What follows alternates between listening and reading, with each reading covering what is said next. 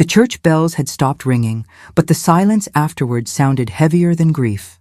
People were still standing, some crying softly, others whispering behind handkerchiefs. I couldn't tell if they were mourning my father or waiting for something else to begin. Every face in that old chapel carried a different kind of sadness, but none of it looked sincere. Some eyes held pity, others calculation, and a few, like my brother's, looked restless. I realized then that grief had a hierarchy, and money sat at the top of it. I stood near the front pew, staring at the casket surrounded by lilies father would have hated. The air smelled like wet flowers and wax, thick enough to choke me. My heart wanted to break, but something colder held it together. People whispered father's name, but they weren't talking about his kindness or his faith.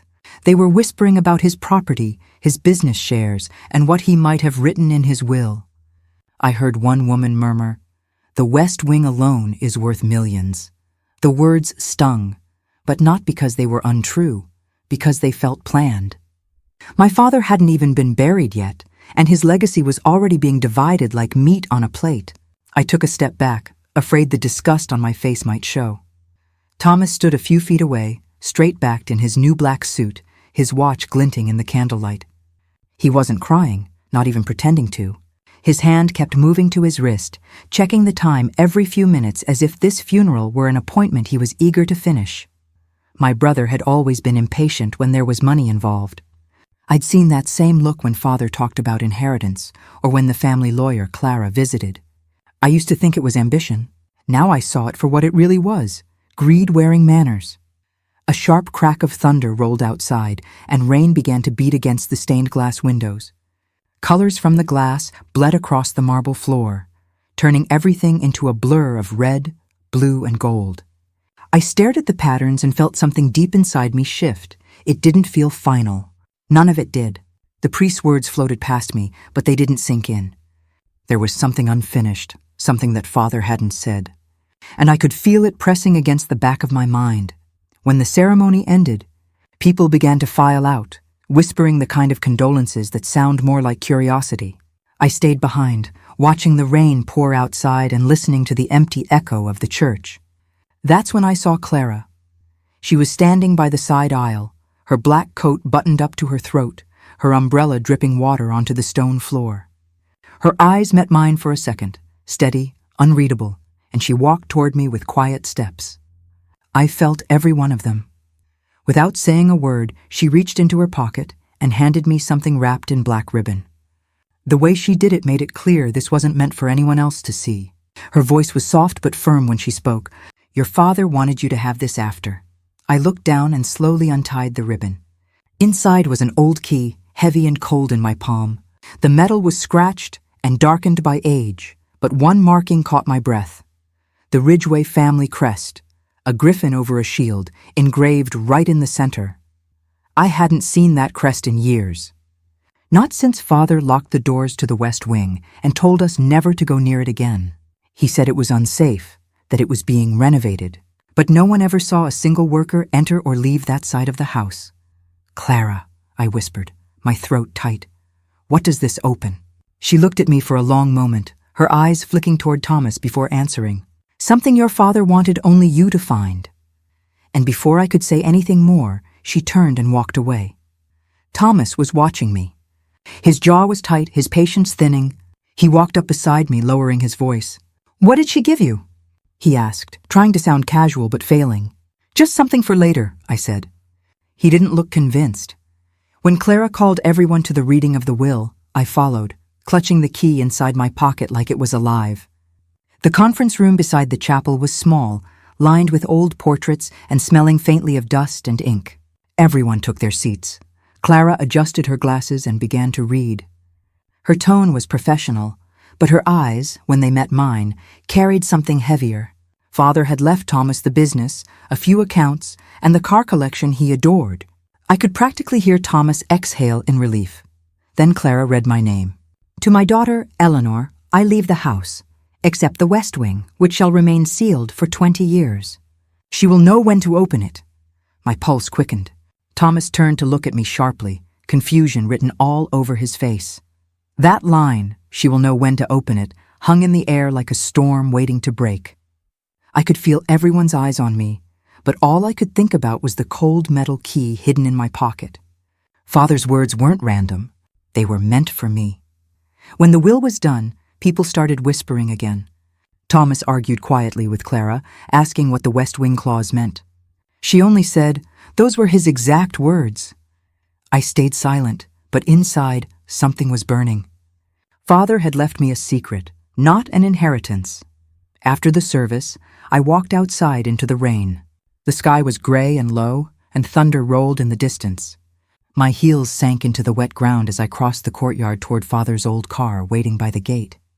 The key pressed against my palm, almost warm now. Back at the house, the halls were filled with the smell of old wood and memories. Every picture frame, every clock ticked with the weight of something unsaid. I couldn't stop looking toward the west side of the mansion, where the corridor curved into darkness. The rest of the house was lit for the wake, voices spilling from the parlor as people gathered for food and stories. But none of it sounded real. I walked past them quietly, up the grand staircase, my shoes leaving small wet prints on the carpet. In my room, I sat on the edge of the bed and took the key out again. I ran my thumb over the crest, tracing every groove and line. Father's voice echoed in my head from years ago. Some doors aren't meant to be opened until the right person stands before them. I thought about the last time I saw him alive. He was frail, but sharp-eyed, and when I hugged him goodbye, he whispered something strange. When it feels unfinished, that's when it begins. I hadn't understood it then. Now it made me shiver. The storm outside grew louder. The lights in the hallway flickered once, twice, and then steadied. I could hear the muffled laughter of guests downstairs fading as the night wore on. One by one, the sounds of the house began to fall silent. When the clock struck midnight, I stood. My reflection in the mirror looked different, colder, determined. I slipped the key into my pocket, wrapped my shawl around my shoulders, and stepped into the corridor. The air felt heavier the closer I got to the West Wing. For 20 years, that part of the house had been closed off. The double doors stood at the end of the hall, tall and covered in dust, the crest faintly visible even in the dark. I stopped in front of them, my heart beating so hard it hurt. The key glinted under the faint light from the window. I hesitated for one last breath, knowing that whatever was behind this door wasn't meant to stay buried forever. The lock looked old but strong, untouched by time or curiosity. And then I whispered to myself, "It's time." I slid the key into the lock. It turned with a deep metallic click that echoed through the hall like a whisper from the past. That night, when the house slept, I went to open the door no one was supposed to remember. Dust fell like ash as I turned the old brass key in the West Wing lock. The sound of the metal sliding into place made my stomach tighten. It was the sound of something waking up after being silent for far too long. The door groaned as it opened, loud and heavy, like it were protesting being disturbed. A rush of air came out, cold, stale, and thick with the smell of old wood and forgotten years. I coughed and stepped inside slowly, every floorboard creaking under my weight. The West Wing looked exactly as it had the day Father locked it. The curtains were still drawn, trapping decades of dust and shadows. Cobwebs hung from the ceiling like gray lace, and every corner felt like it was watching me. My eyes moved across the walls. Portraits of my ancestors lined the walls, their painted faces frozen in judgment. The candles in their portraits flickered, even though there was no light in the room. It was my imagination, I told myself, but it didn't feel like it. I took another step forward, brushing my hand against an old cabinet. My fingers left trails in the dust like proof that someone still existed here. The air was so thick it felt like breathing history itself. In the center of the room stood Father's desk. His chair was still tucked neatly under it, his favorite lamp beside it, and a small cigar box to the right. It looked as if he had just stepped out for a moment and never returned. My throat tightened. For a second I could almost hear him, his calm voice. The way he'd say, "Eleanor, you think too much." He always said that when I asked about things he didn't want to explain. I walked around the desk, my hands trembling slightly. The leather chair creaked as I touched the back of it. On the surface of the desk was a thin layer of dust, except for one clean spot right in the middle, where something had clearly been placed not too long ago. That's when I saw it. A letter. It was resting neatly in that empty spot, sealed with dark red wax. The Ridgway family crest was pressed into it, the griffin and shield, the same design as the key I had used to open the door. For a long moment I couldn't move. My hands hung at my sides as if afraid to reach for it. There was something final about the way it sat there, as if it had been waiting for me and only me. The light from the hallway flickered and fell across the envelope, making the wax seal glint. Slowly I picked it up. The paper was thick, almost rough, like the kind Father used for his private letters. On the front, written in his careful, deliberate handwriting, were the words, "To be opened only by the child of truth." The letters blurred as my eyes filled with tears I didn't expect. Child of truth. What did that mean? Why not my daughter or Eleanor? It felt personal but distant, familiar but wrong. I sat down in Father's chair, the same chair he had spent half his life in. It felt too big for me even now. The scent of his cigars lingered faintly in the leather, mixing with dust and time. I laid the letter flat on the desk, my fingers tracing the wax seal. The fire that once warmed this room had long gone out, but the air still held its ghostly heat. My heart beat louder with every second that passed. I wanted to open the letter, but something in me whispered not to. I looked around again. The bookshelves, the trophies, the glass cabinet filled with things from our childhood. Everything was exactly how he had left it, untouched and preserved. It was like stepping into a memory that refused to fade. My eyes landed on an old photograph on the shelf. My father, my brother, and me. I was maybe 6 years old. He stood between us with his arms on our shoulders. Thomas looked bored even then, but Father was smiling at me, only me.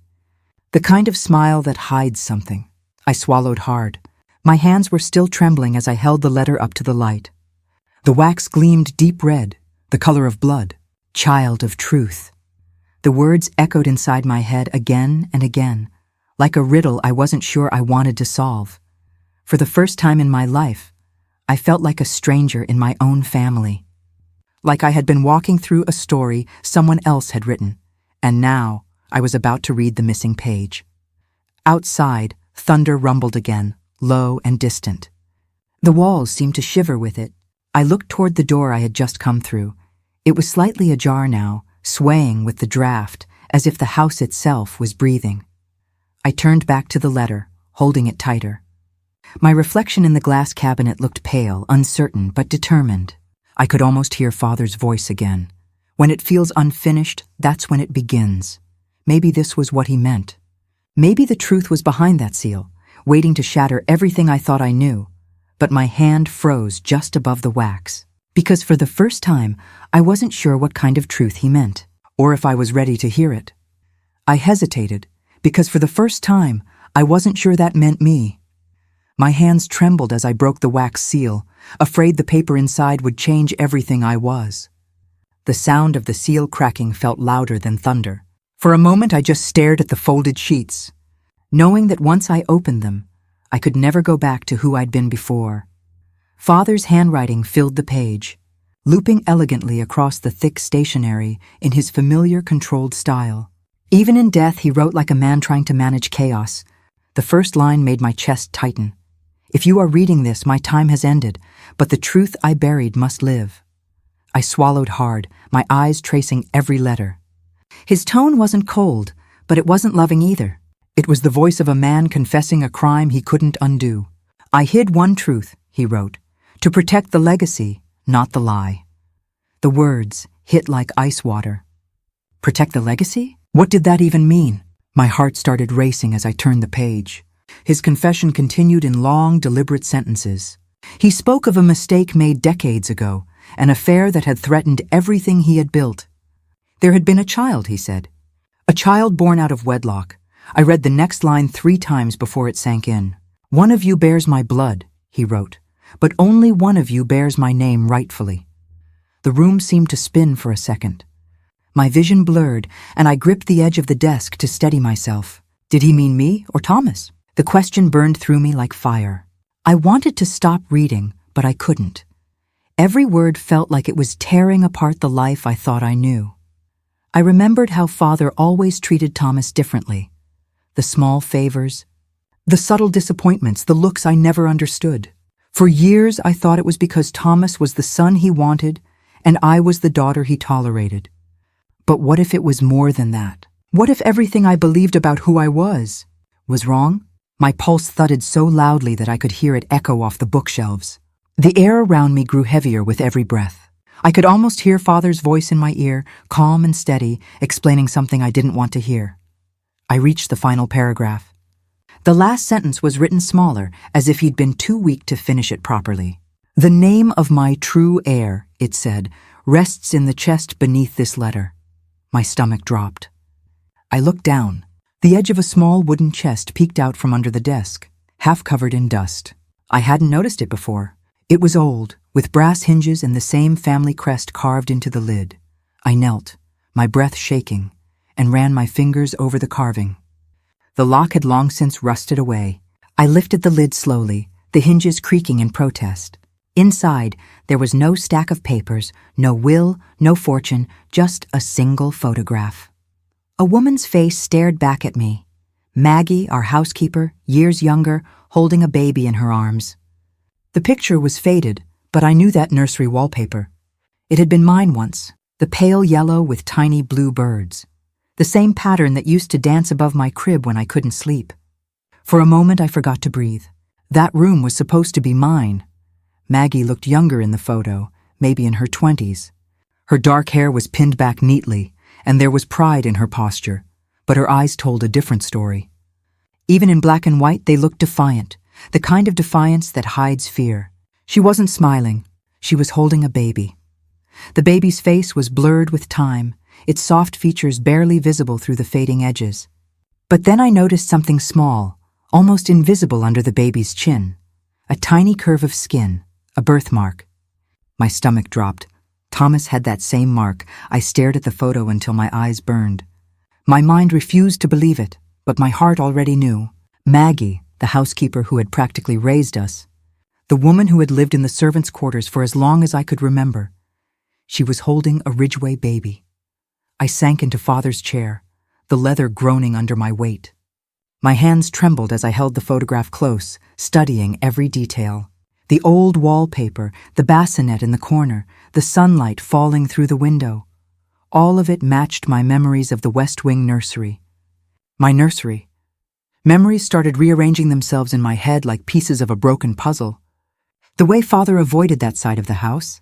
The way he always treated Maggie with a strange, quiet respect.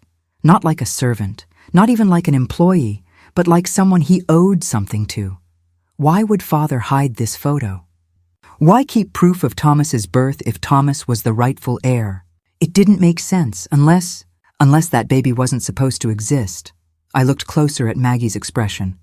There was something protective in the way she held the child, her arm wrapped tightly around him. Not like a nanny, like a mother. The thought made my throat tighten. My fingers brushed the back of the frame, and I felt something loose behind the cardboard. Carefully, I pried it open. A small folded slip of paper fell into my hand. I opened it slowly, and my heart nearly stopped when I saw Father's handwriting again. It was only one line, written in his sharp, precise script. "Blood may lie, but truth remembers." The room suddenly felt colder. The words sank into me like stones. Blood may lie? What did that mean? Was Thomas not who I thought he was, or was I? I stood up too quickly, the chair scraping against the floor. The sound echoed through the silent room. My breath came fast, and I turned toward the door. Certain I was alone, until the floorboard beneath the desk creaked. Someone else was in the room. I turned slowly. The lamp shaking in my hand, dust swirling through the air like ghosts waking from sleep. The light trembled across the room, landing on the one person I least expected to see. Thomas stood in the doorway. His eyes were wide, his jaw tight. "You shouldn't be here," he said, his voice low and sharp. For a moment, neither of us moved. It felt like the whole house was holding its breath. I gripped the lamp tighter, its heat burning my palm. "How long have you been there?" I asked quietly, but I already knew the answer. He'd followed me, maybe even waited for me to use the key. Thomas stepped closer, his shoes crunching on the dusty floor. "Clara gave you something, didn't she?" His tone was careful, almost calm, but I could see the panic hiding behind his eyes. I slid the letter behind my back, my heartbeat loud enough to drown out the rain against the windows. "You need to leave," I said, trying to keep my voice steady. But my hands were shaking too hard to hide it. He noticed. "Of course he did. You already read it, didn't you?" he asked, his lips curling into something between a smirk and a sneer. "You found whatever it was he didn't want us to know." His voice was too calm, too rehearsed, like he had been waiting for this moment for years. "Thomas," I said carefully, "you don't understand." "Oh, I understand," he snapped. "I've been understanding for a long time. You just never saw it." He took another step forward and the light caught his face.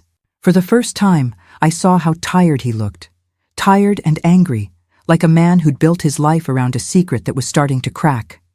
"I know about Father's games," he said. "About the letters, the money, the lies. You think he was noble? He wasn't. He was afraid." My mouth went dry. "Afraid of what?" "Of me," Thomas said flatly. "Of what I knew." The words hit like cold water. I tried to read his face, but he looked almost proud. "You blackmailed him," I whispered. "Didn't you?" He laughed, short and humorless. "For years," he said. "And he paid me every time. But the thing is—" He trailed off, his expression shifting, darkening. "I never actually knew which truth I was holding over him." My hand tightened around the lamp. "What do you mean?" He stared at me for a long moment, the silence stretching so tight it hurt. Then slowly he smiled. It wasn't the smile of a brother. It was something crueler, colder, the kind of smile that said he knew something I didn't. "You think he was hiding my secret?" he said softly. "You're wrong." The light flickered once, throwing our shadows across the wall. "He was hiding yours." I didn't sleep that night. Father's words and Thomas's smirk followed me into every shadow. Every time I closed my eyes, I heard him whisper, "He was hiding yours." The sentence looped in my head like a curse I couldn't shake off. By dawn, I gave up pretending to rest. The rain had stopped, leaving the air damp and heavy. I walked back to the West Wing with my lamp in one hand and the key still in my pocket. The corridor felt colder than before, as if the house knew I was coming back for more. The West Wing smelled of old ink and betrayal. That was the only way to describe it, a mix of must and memory. I went straight to Father's desk, my shoes leaving prints in the dust. I didn't know what I was looking for, but I knew there was more. He was always with him. I moved the chair aside and ran my hands along the bottom edge of the desk. The wood was uneven. When I pressed my fingers along the floorboards beneath it, one of them shifted with a faint click. My pulse quickened. Carefully, I pried it open. Hidden underneath was a small ledger bound in cracked brown leather. It was thin, but it looked old, older than the letter, older than even me. I brushed the dust away and opened it slowly. The first page was filled with neat columns of names, dates, and amounts written in Father's unmistakable handwriting. Each entry was marked the same way: private disbursement. I flipped through the pages, my confusion deepening with every name I read. There were dozens of them. People I didn't know, amounts that didn't make sense. Then halfway through the ledger, I froze. Maggie's name. It appeared once, then again, and again. 6 times in total, each payment larger than the last. My heart began to pound in my chest. Why would Father be sending her money in secret? And why so much? The most recent entry beside her name was dated 2 years before his death. $1,000. Next to it, in smaller handwriting, were 2 words: for silence. I turned the page, my hands trembling now. The next entries hit harder. Thomas's name appeared: Ridgway Thomas, tuition, private college fund. The payment came from the same hidden account.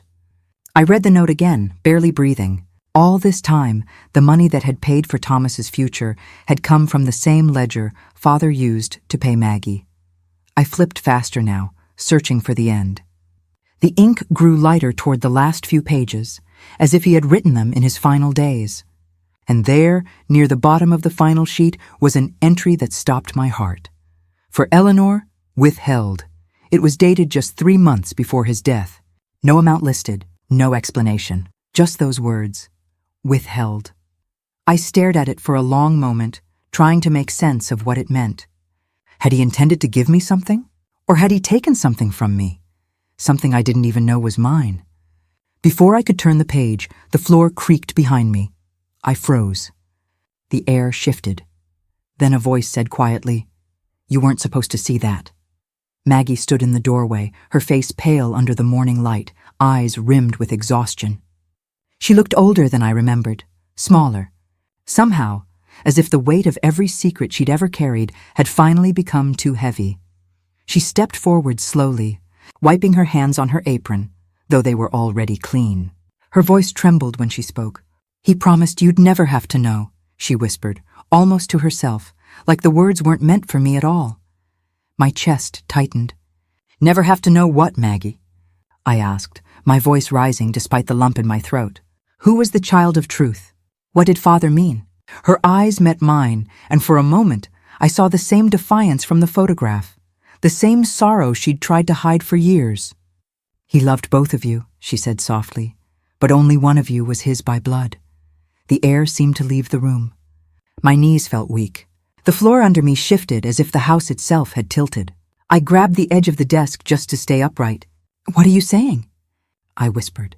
She hesitated, tears filling her eyes. "Eleanor," she said finally, her voice breaking, "you were adopted. He took you in to protect you from a scandal that wasn't yours to bear." Her words crashed into me like glass shattering. My father, my whole life, had been built on something I was never meant to discover. And then, before I could speak, a voice echoed down the hall, sharp, bitter, and all too familiar.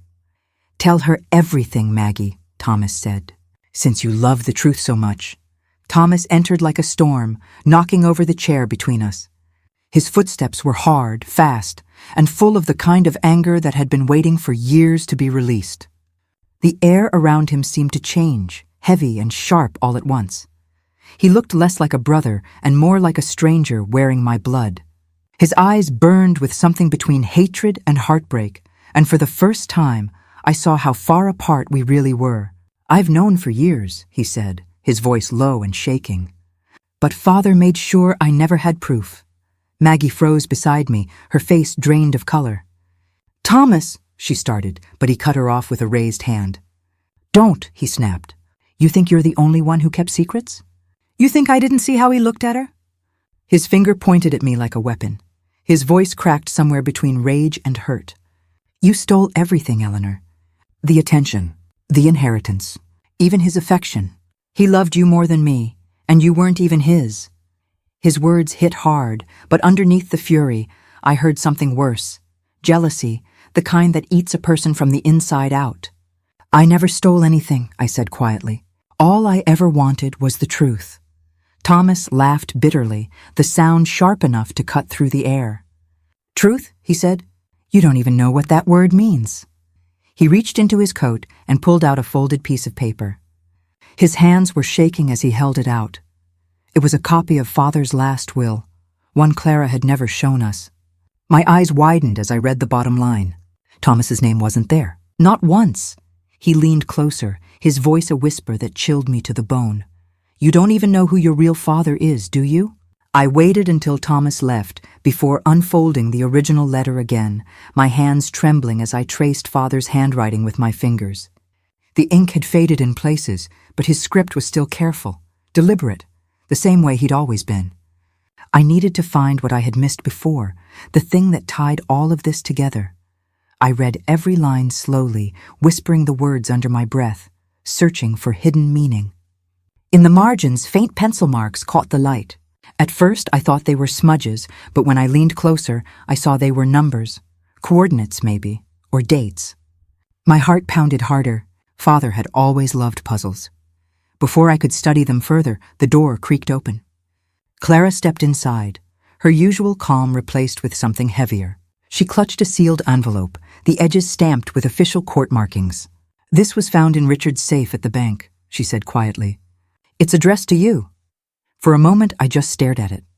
My father, Richard, had left me something else. My throat tightened as I broke the seal. Inside was a single folded sheet of paper, unmarked except for one brief message typed this time, not handwritten. "The name of her father is within her blood." Not her name. I read it again and again, my mind spinning. Her blood, not her name. Beneath the note was a thin document, a medical report. I unfolded it slowly, my eyes scanning the words that would change everything I believed about who I was. DNA analysis. Subject, Eleanor Ridgway. Biological mother, Margaret Hale, Maggie.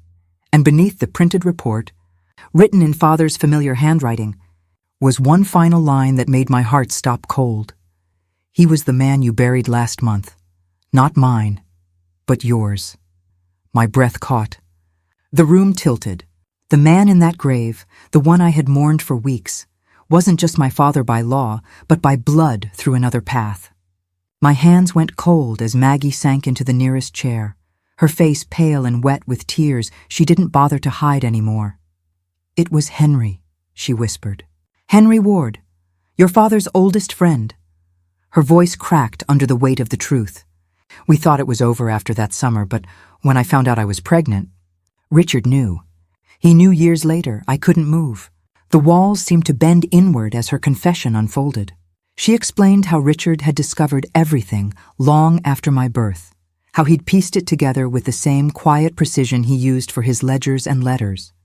But instead of anger, he chose silence. He chose me. "The truth tore him apart," Maggie said, wiping her face. "But he loved you too much to let you bear the shame. So he raised you as his own, knowing you carried another man's blood." Her words echoed through the study like a eulogy for the life I thought I knew. The secrets, the letters, the hidden key, it all made sense now. Father's last message wasn't just a confession. It was his way of setting me free. I turned back to the letter, tracing the final words written in his careful hand. "The heir is not of my blood, but of my choice, the one who carries truth with mercy." For the first time, I understood. The secret room had never been about inheritance.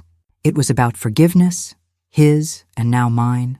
But before I could breathe in that peace, Clara's voice broke the silence. "Eleanor," she said quietly, "the estate will be contested. Thomas just filed against you." The courtroom smelled of oak polish and old air, the kind that carried whispers more than words. Every sound echoed, from the shuffle of papers to the creak of the judge's chair. I sat straight, hands clasped, trying to steady the storm inside me.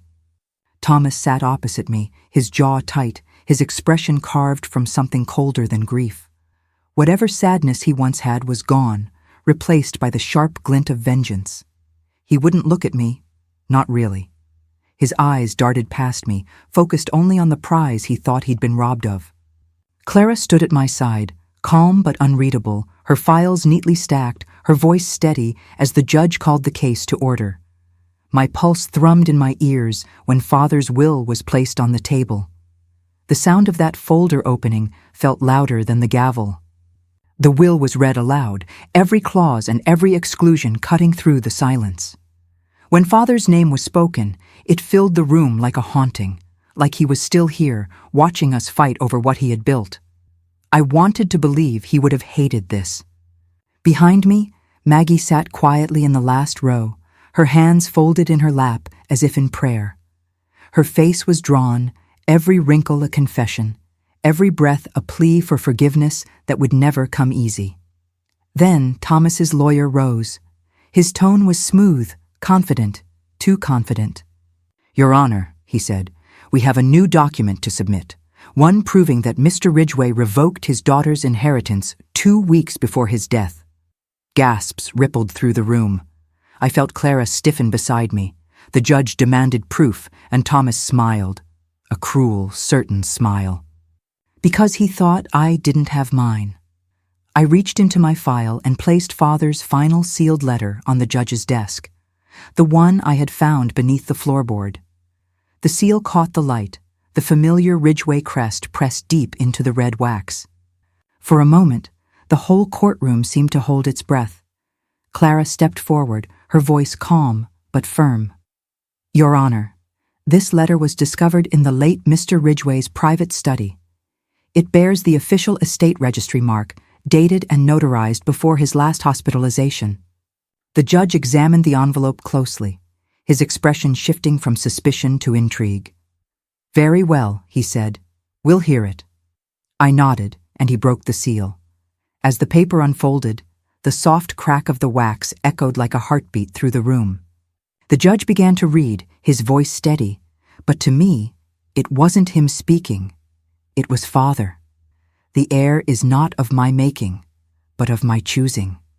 Every sentence felt deliberate, like he had written each word knowing this moment would come, knowing that truth would need a witness stronger than his silence.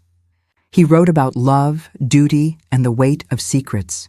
He wrote about mercy and forgiveness, the kind of inheritance money could never buy. Across the aisle, Thomas shifted in his seat, his confidence cracking. His lawyer lowered his gaze, suddenly unsure.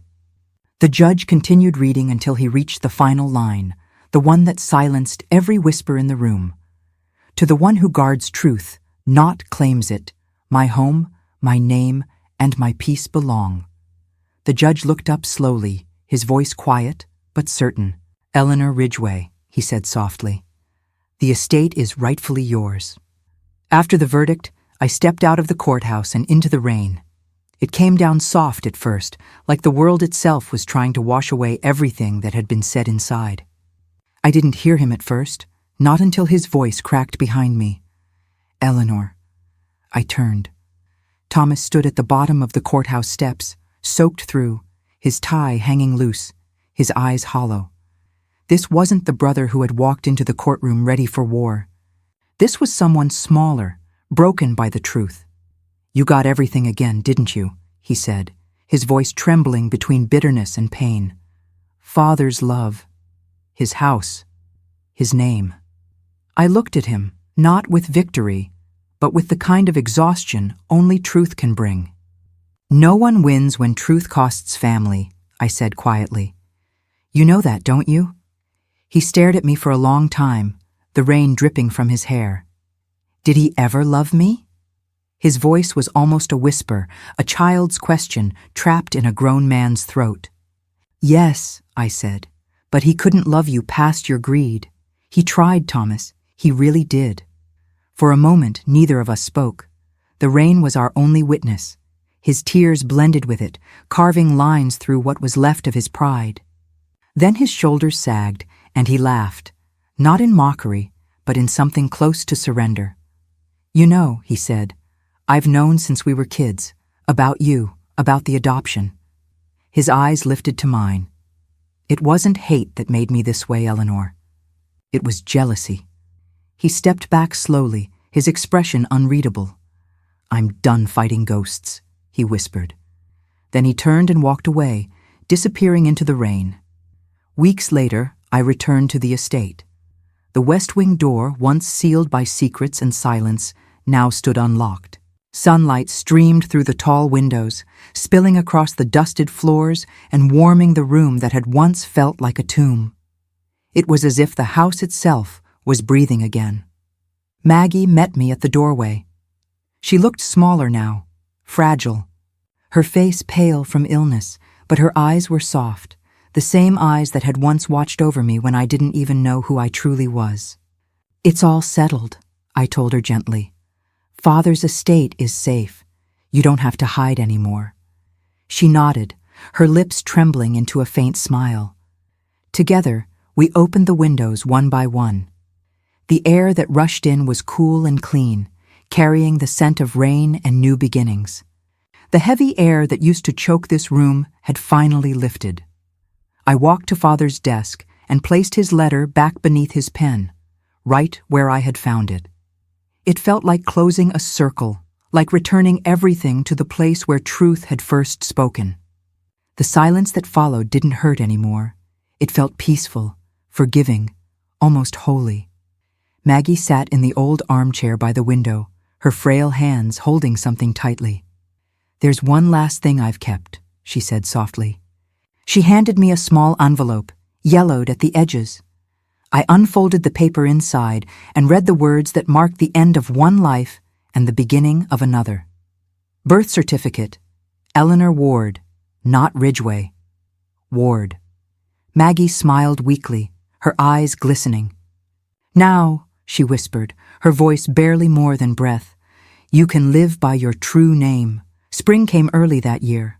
the kind of early that feels like mercy. Flowers lined the path leading to the Ridgway graves, their petals trembling in the soft wind. I walked slowly, my hands wrapped around a bouquet of white lilies. The air was gentle, forgiving, as if the earth itself had decided to let go of old grudges. I stopped first at Richard Ridgway's grave, the man who raised me, who loved me through silence, who chose me even when he didn't have to. I placed the lilies on his nameplate, the marble cool beneath my fingertips. "Thank you," I whispered, "for raising me in truth, even when it hurt you to hide it." Then I stepped to the next stone. Henry Ward, the man whose blood ran in my veins, though his voice never called me daughter. His grave was simpler, quieter, almost forgotten. I laid the same lilies there, bridging the space between two men who had both been my father in different ways. For the first time in my life, I didn't feel divided between names. I wasn't half Ridgway, half Ward. I was wholly Eleanor, born of mistake, raised in grace, and made by truth. When I turned back toward the house, its old silhouette looked softer against the sunrise. It wasn't inheritance anymore. It was memory turned peace. The walls no longer whispered secrets. They simply stood, silent witnesses to everything we'd learned and everything we'd survived. The West Wing remained sealed, not from fear, but from gratitude. Some rooms deserved to rest in silence, their purpose fulfilled. That afternoon, I sat at Father's desk, opened a fresh sheet of paper, and began to write. My hand trembled, not from hesitation, but from understanding, to the one who seeks truth after I'm gone. I wrote for hours, not about property or money, but about honesty, forgiveness, and the courage it takes to face your own reflection. My inheritance was never meant to be kept. It was meant to be shared. When my will was finally written, I smiled through quiet tears. I had left the Ridgway estate not to blood, but to honesty, to a small local orphan home called Ward Haven. A place where children without names could grow into people who understood that truth, not birthright, makes a family. As the last light of day spilled across the desk, I read Father's final words one more time, the ones that had haunted me, guided me, saved me. The heir is the one who guards truth.